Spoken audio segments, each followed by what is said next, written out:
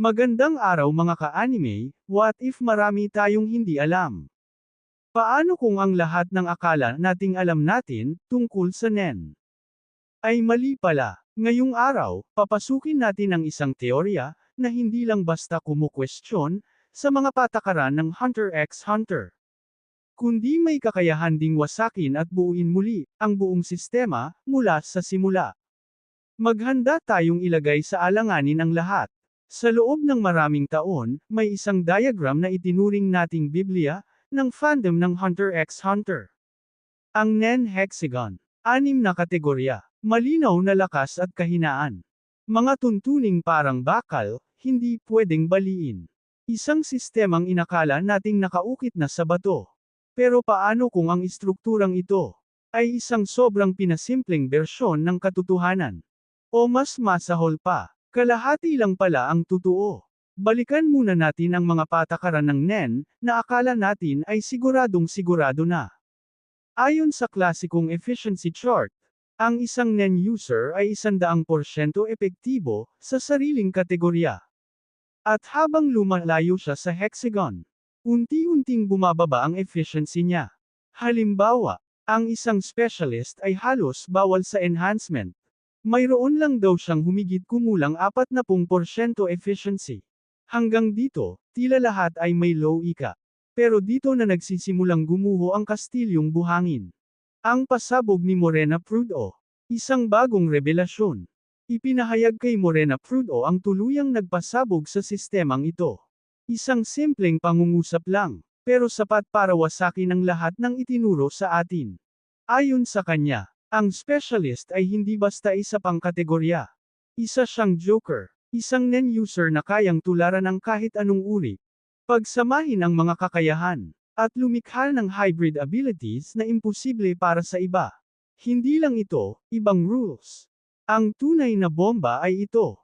Maaaring may mga Nen user na buong buhay nilang inakala, na mali ang kanilang kategorya. Ginamit nila ang maling landas. Sinayang ang tunay nilang potensyal. Nang hindi man lang nila nalalaman. At dito pumapasok ang isa sa pinakamatagal ng misteryo ng serye, si Biscuit Kruger.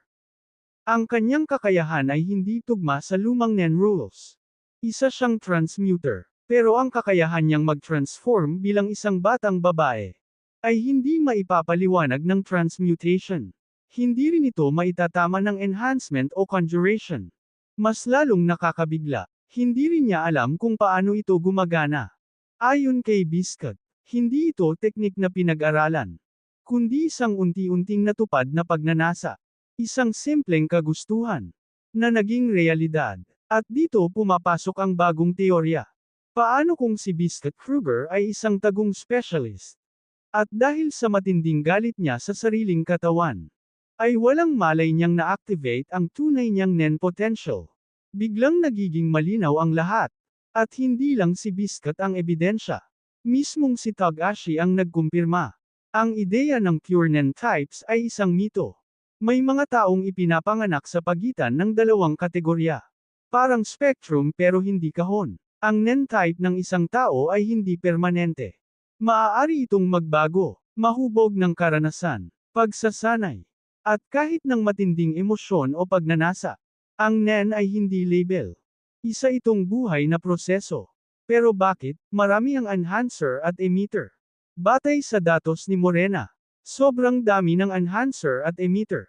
Mahigit kalahati ng lahat ng Nen users. Bakit? Maaaring ang sagot ay nasa training system mismo.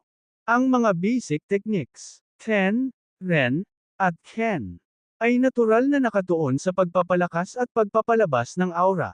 Parang mula pa lang sa simula, itinutulak na ang mga Nen user papunta sa enhancement at emission. Parang ginagabayan ang natural na distribusyon. At ngayon, ang tanong na kayang baguhin ang lahat. Paano kung ang specialist ay hindi exception, kundi ang orihinal na anyo ng Nen? Paano kung tayo ay likas na may walang hanggang potensyal? At ang 5 ibang kategorya ay mga limitasyon lamang na ipinataw ng buhay, trauma, at training. Isang pananaw na tunay na nagbabago ng lahat. Hindi ba?